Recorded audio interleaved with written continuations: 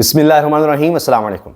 मियां नवाज शरीफ साहब एक ही टिकट में दो दो मज़े लेना चाह रहे हैं, लेकिन अब ऐसा मुमकिन नहीं, क्योंकि अब लोगों को इनकी तमाम चालों की समझ आ चुकी है। मरीम नवाज साहिबा ने कहा कि 16 रुपए की रोटी मिलेगी और मैं इस पर अमल दरामद करवा कर दिखाऊंगी। ट्विटर पर, एक्स पर पोस्ट भी लगाती रही हैं कि जी हाँ जी, ये होकर रहेगा। किसी ने बड़ी शाबाश दी, मरीम साहिबा ने कमाल कर दिया है, शाबाश समेट रही हैं।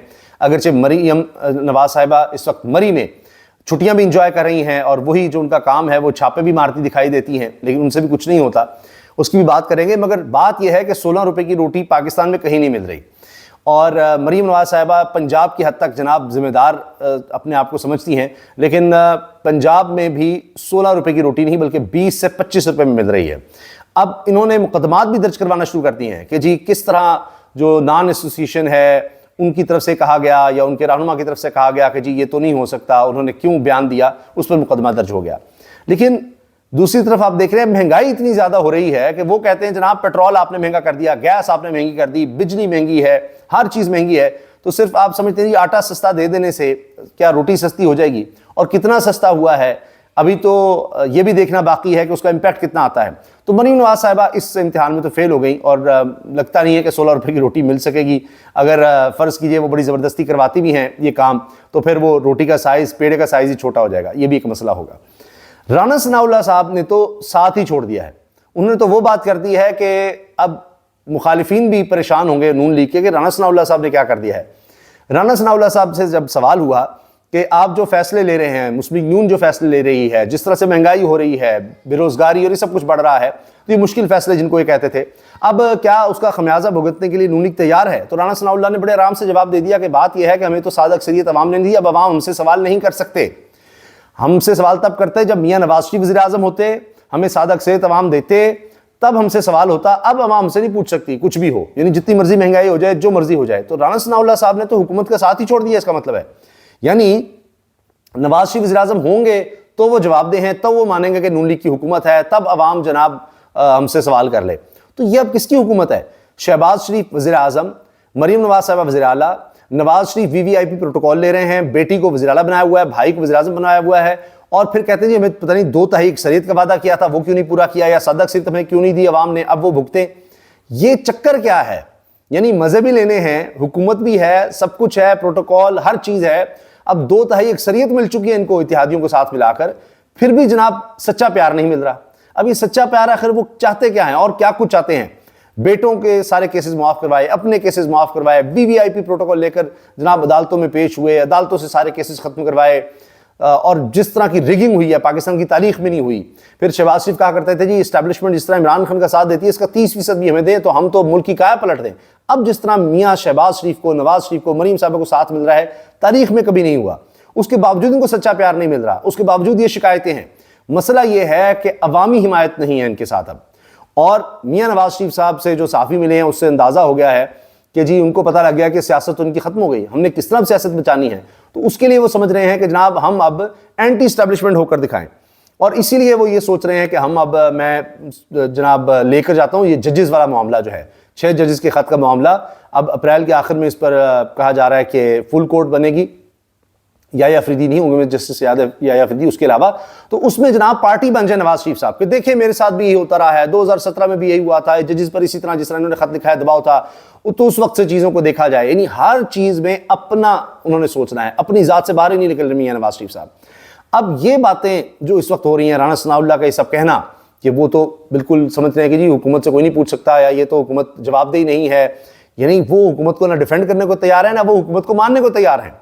और ये भी नहीं मान रहे कि ये अवामी हिमायत से हुकूमत बनी है। कहते हैं लोगों ने हमें अक्सरियत नहीं दी तो हम किधर से अब जवाब दें, ये उन्होंने बात कर दी है। अब नवाज शरीफ साहब का मसला ये है कि अगर वो ये जजेस वाले मामले में जाते हैं, अभी तक मुशावरत चल रही है, ज़्यादातर ख्याल यह है कि शायद उनको यही एडवाइस किया है वकला ने कि आप इसमें ना आए, लेकिन अगर वो आते हैं तो फिर मसला ये होगा कि ये सारा जो जजेस वाला मामला है 6 जजेस को धमकाने का, ये तो शहबाज शरीफ के दौर में हुआ है, तो उसमें इनके लिए भी एम्बैरसमेंट, इनकी हुकूमत के लिए भी, फिर एंटी एस्टैब्लिशमेंट होकर अवामी हिमायत तो हासिल नहीं कर सकेंगे क्योंकि लोगों को समझ आ गई है। मगर वो ट्राई कर रहे हैं आगे की फिर हम सियासत क्या करेंगे, हमारी सियासत तो खत्म हो गई। लेकिन इससे ये एस्टैब्लिशमेंट की भी जो हिमायत है वो भी खो सकते हैं, वो भी इनके लिए एक चैलेंज है। ऊपर से आप देखिएगा कि अब जो सीटें छीनी गई थी तहरीक इंसाफ से वो वापस भी मिलना शुरू हो रही हैं। अभी तो इस्लामाबाद हाईकोर्ट के जजेस ने खत लिखा है अब लाहौर हाई कोर्ट से यह हुआ है कि एक तरफ गुजरांवाला से जो सीट जीती थी तहरीक इंसाफ ने और फिर रिकाउंटिंग की गई और जनाब वो जितवा दी गई नून लीग को, अब हाई कोर्ट ने हुक्म दिया है कि वो फैसला कलअदम और नोटिफिकेशन जो है कलअदम करार दे दिया इलेक्शन कमीशन का। यह है N81 गुजरांवाला से नून लीग के रहनुमा अजहर क़य्यूम की कामयाबी को नोटिफिकेशन कलअदम करार दे दिया गया, जबकि सुन्नी इत्तेहाद कौंसिल के उम्मीदवार बिलाल एजाज चौधरी की रुकनीत बहाल कर दी गई है। और लाहौर हाई कोर्ट में जस्टिस शाहिद करीम ने सुन्नी इत्तेहाद कौंसिल के बिलाल एजाज चौधरी की दरखास्त पर समाअत की दरखास्त गुजार की जानिब से राना उस्मान गनी और सरदार लतीफ़ खोसा पेश हुए। अब आप ये देखें कि ये तहरीक इंसाफ ने सीट जीती थी सुन्नी इत्तेहाद कौंसिल के प्लेटफॉर्म से और अब वो सीट उनको वापस मिल गई है। इससे आप अंदाज़ा लगाइए कि अब ये काम किस तरह से शुरू हो गया है। और एक और ख़बर कि N130 नवाज शरीफ की इंतखाबी कामयाबी इलेक्शन ट्रिब्यूनल में चैलेंज कर दी गई है। डॉक्टर यास्मीन राशिद साहिबा ने मियां नवाज शरीफ साहब की जो जीत है चैलेंज कर दी है, क्योंकि यहाँ भी जनाब जो हुआ है, जिस तरह का फॉर्म 47 बना है और सबको नजर आया है कि फॉर्म 45 में क्या कुछ था और फॉर्म 47 में क्या क्या किया गया, किस तरह हिस्सों की तब्दीली की गई, वो सब रिकॉर्ड का हिस्सा है।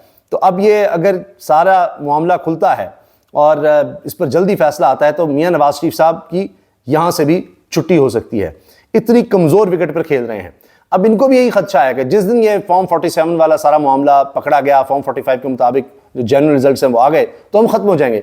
तो उससे पहले पहले हम कुछ कर लें, हम बयानिया ऐसा बना दें कि जी हम तो एंटी स्टैब्लिशमेंट है, हम तो एंटी स्टैब्लिशमेंट है, कुछ इस तरह का कर दें, क्योंकि उनको पता है कि उनकी बेटी में भी सकत नहीं है, वो डिलीवर नहीं कर सकेंगी। मरी में वो जनाब मौजूद हैं, वहाँ कभी स्कूल में चली जाती हैं, वही कैमरे लेकर, छोटी छोटी बच्ची हैं वो फिर परेशान होती हैं, इतने कैमरे लेकर पहुँच जाती हैं। और अब पता लगा जी हॉस्पिटल में चली गई हैं, वहाँ पर वो मरीजों के लिए अलग परेशानी, फिर जहाँ जा रही हैं वही जनाब प्रोटोकॉल ही प्रोटोकॉल, कई गाड़ियाँ। यानी आप देखिए छुट्टियों में प्रोटोकॉल भी इंजॉय हो रहा है और वहीं पर इजलास बुलाए जा रहे हैं, वहीं से अहकामात सादर हो रहे हैं। फिर जिस स्कूल गई उसके बाद पता लगा जी कि उन्होंने मैकडॉनल्ड के बर्गर, जिनका पाकिस्तानी बायकॉट कर रहे हैं, वो बर्गर भिजवा दिए हैं उधर स्कूल में और फिर तस्वीर भी जनाब शाया करवा दी हैं प्लेटफॉर्म से कि बच्चों को जी हमने ये भेजे हैं बर्गर्स और ये बच्चियाँ बड़ी खुश हैं और देखें जनाब मरीम साहब ने क्या किया है। यानी इनको एडमिनिस्ट्रेशन या लोगों को रिलीफ देने की तरफ कोई ध्यान नहीं, पब्लिसिटी की तरफ ध्यान है। और अब ये वाले हरबे या शोबदाबाजी ये चल नहीं रही। राना सनाउल्लाह साहब का मैं आपको सुना देता हूँ उन्होंने जो बात की, क्योंकि उन्होंने ये भी कहा है कि मैं अगर पार्लियामेंट पहुँच जाता तो मोहसिन नकवी वज़ीर दाखिला के करीब भी ना आते। वो वज़ीर आला पंजाब रहा, चेयरमैन PCB बना, फिर इसका दिल आया कि मैंने वज़ीर दाखिला बनना है, वो बन गया। अच्छा, मोहसिन नकवी कहते हैं जी राना सनाउल्लाह से बड़ा अच्छा ताल्लुक है, मैं उनके बारे में कुछ नहीं कहूँगा। जब उनसे यही बातें हुई कि जी वो कहते हैं आप तो वज़ीर आज़म भी बन सकते हैं। अच्छा, जो मरीम साहबा ने 16 रुपये की रोटी पर सारा कुछ किया, उस पर जनाब रोटी की कीमत कम करने के पंजाब हुकूमत के फैसले के खिलाफ वीडियो पैगाम क्यों जारी किया? सदर ऑल पाकिस्तान नान रोटी एसोसिएशन शफीक कुरैशी के खिलाफ मुकदमा दर्ज हो गया। ये मुकदमा दर्ज करने पे आगे हैं। पेट्रोल महंगा हो रहा है, बिजली महंगी, गैस महंगी, तो अब आपका ख्याल है कि वो लोग कहेंगे कि अच्छा जी सब कुछ महंगा है लेकिन हम मरीम साहब के कहने पे रोटी सस्ती कर देते हैं। वो नहीं हम नज़र आ रहा है इस वक्त मुमकिन। आखिर में जनाब ये सुन लीजिए कि राना सनाउल्लाह साहब ने क्या बात की है और इसमें मैं आपके सामने फिर रखूँगा कि मियाँ नवाज शरीफ साहब अगर जाते हैं तो कितना मसला बनेगा सुप्रीम कोर्ट में। ये सुनिए। नून लीग अवाम से किए हुए वादे जो इलेक्शन में करती रही है वो पूरे ना कर सकी तो उसका फिर खमियाजा भुगतने के लिए तैयार है, ये सवाल था। तो राना साहब का जवाब सुनिएगा। अगर सिंपल ये देखिए, वादे थे नहीं, अब हमारा कोई वादा नहीं है।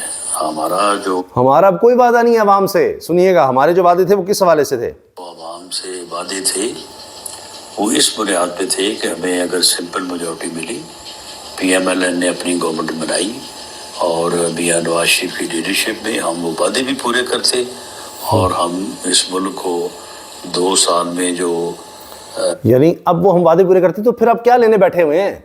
जब आपने वादे पूरे करने हैं, आप अभी से कहना शुरू हो गए जी हम जवाब दे नहीं हैं। तो ये हुकूमत में होते हुए अपोजिशन भी चाह रहे हैं, ऐसे कैसे चल सकता है? इकोनॉमी का क्राइसिस है, मुआशी क्राइसिस है, उससे निकालते। अब देखें, हमें तो सिंपल मेजॉरिटी लोगों ने नहीं दी, तो अब हमारी तो कोई जिम्मेदारी नहीं है। वाह, तो ये PDM2 का ये हाल है। PDM1 में सब मिलकर इकट्ठे रहे, अब PDM2 बनी है तो कह रहे हैं नहीं, ये कोई सवाल ना करें। 2/3 अक्सरियत इनके पास है, जिस तरह की आईनी तरमीम चाहें कर रहे हैं, कोई रुकावट नहीं है शहबाज शरीफ साहब को किसी तरह की। जिस काम में चाहते हैं पीपल्स पार्टी के साथ है। पहले बड़ा सुना था जी पीआई की प्राइवेटाइजेशन में शायद पीपल्स पार्टी साथ नहीं आएगी, हर चीज में साथ है, हर ओहदे में साथ है, बिला मुकाबला जनाब मुंतखब एक दूसरे को करवा रहे हैं, कोई मसला नहीं है किसी तरह की कानून साजी, कोई भी इन्होंने एक्सटेंशन देनी है। जस्टिस काजी फैसल साहब की बात हो रही है, उस पर तहरीक इंसाफ बहुत ज्यादा बात कर रही है कि ये मंजूर नहीं, लेकिन 2 तहरीक से दिलवाई गई है। जो मखसूस नशिस्तें ली गई हैं वो भी इनकी झोली में डाली गई हैं। आप सोचिए कभी ऐसा हुआ है पाकिस्तान की तारीख में कि मखसूस नशिस्तें तहरीक इंसाफ की बनती हैं वो उनकी झोली में डाली गई। अब ये जब नवाज शरीफ साहब अगर जाते हैं सुप्रीम कोर्ट में तो ये भी मसला है कि काजी साहब पहले ही वो तमाम फैसले दे चुके हैं जिनका बराह रास्त फायदा नून लीग को हुआ, और सारे के सारे तहरीक इंसाफ के खिलाफ फैसले, वो सब चाहे बल्ले का निशान है चाहे दीगर मामलात हैं। अब जो काजी फैसल साहब के हक में जो लोग बातें करते थे, जिनमें आप जानते हैं असद तूर हों, मतीउल्लाह जान साहब, तसनात मलिक की बड़ी उम्मीदें थी, ये बड़े सीनियर साफ़ी हैं। अब वही लोग कह रहे हैं कि जी जब पता था कि जजेस को धमकाया जा रहा है, सब कुछ हो रहा है, तो काजी फैसल साहब ने उस वक्त नोटिस क्यों लिया? वो इस तरह से क्यों रहे कि जैसे उनको कुछ पता ही नहीं है? फिर उस दौरान भी उन्होंने ऐसे ऐसे फैसले दिए तहरीक इंसाफ के खिलाफ, नून लीग के हक में, कि ये सब क्या है, इसका उनको जवाब देना चाहिए। बड़े शुकूक शुबात पैदा हो रहे हैं। तो मियां नवाज शरीफ साहब फिर काजी फैसल साहब के सामने जाएंगे तो फिर उनके लिए एक मसला होगा, क्योंकि अब तक सारे रिलीफ अदालतों से मियां नवाज शरीफ को मिले।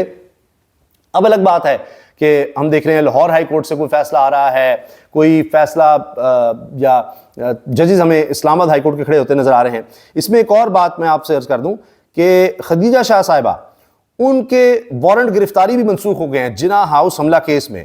खदीजा शाह जो पहले भी गिरफ्तार रहीं काफ़ी अरसा, फिर उनके बाद उनकी रिहाई हुई, अब फिर उनके खिलाफ जो मुकदमा चल रहा है उसमें उनके वारंट गिरफ्तारी जारी हुए थे, और जब वो पेश हो गई अदालत में तो उनके वारंट गिरफ्तारी मनसूख कर दिए गए हैं। 29 अप्रैल को दोबारा खदीजा शाह को पेश होने का हुक्म दिया गया है।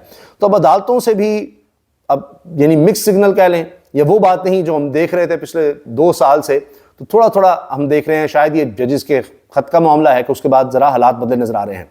तो अब यहाँ से क्या नून लीग की कहानी बिगड़ रही है, और यहीं से क्या तहरीक इंसाफ के लिए कोई रास्ता निकल सकता है, ये चीज़ें जो हैं आहिस्ता आहिस्ता सामने आ सकती हैं। अभी तो यही है कि नून लीग से बात नहीं बन रही। हुकूमत जिस तरह ये लेना चाह रहे थे, मियां नवाज शरीफ को आ गया, आ जाएं 2 तिहाई अक्सरियत आपको मिल जाएगी, आएँ बड़ा ज़बरदस्त कैंपेन चलाएंगे, ये करेंगे वो करेंगे, वो तो 8 फरवरी को सारा प्लान अवाम ने फेल कर दिया। अब जब प्लान फेल होता है, जिस तरह होता है ना कि किसी चीज़ पर चोरी या डाका डालने जाते हैं और उधर से कोई रेजिस्टेंस मिल जाती है, तो फिर अब एक दूसरे को ब्लेम कर रहे हैं कि वो जो घर वाले थे उन्होंने ही सही तरह डाका नहीं डालने दिया, उन्होंने पूरी तरह माल नहीं चोरी होने दिया, उन्होंने शोर मचा दिया, पकड़े भी गए, चले भाग कर आ गए। अब वो जो माल बांटना है उसमें अब लड़ाई हो गई है। तो इसी तरह से ये इनके प्लान्स फेल हुए हैं, और अब इनको समझ नहीं आ रही कि अब ये करें तो करें क्या इनको अपनी सियासत को जिंदा करने के लिए करना है। उसमें सब मियां नवाज शरीफ को ये मशवरा दे रहे हैं कि जी दोबारा आप आएँ, वोट को इज्जतों की तरफ आएँ, आप एंटी एस्टैब्लिशमेंट हो जाएं। लेकिन इतने मज़े ले लेकर, सारे हुकूमत के मज़े एंजॉय करके हुकूमत में होते हुए अब आप इस तरह का अपोजिशन वाला, या आप ये कहें जी हम तहरीक इंसाफ बड़ी मकबूल हो गई, इमरान खान मकबूल हो गया है, तो हमें उस तरह का बयानिया बनाना चाहिए। उसको कॉपी करके आप दोबारा मकबूलियत गेन नहीं कर सकेंगे। अल्लाह हाफ़िज़।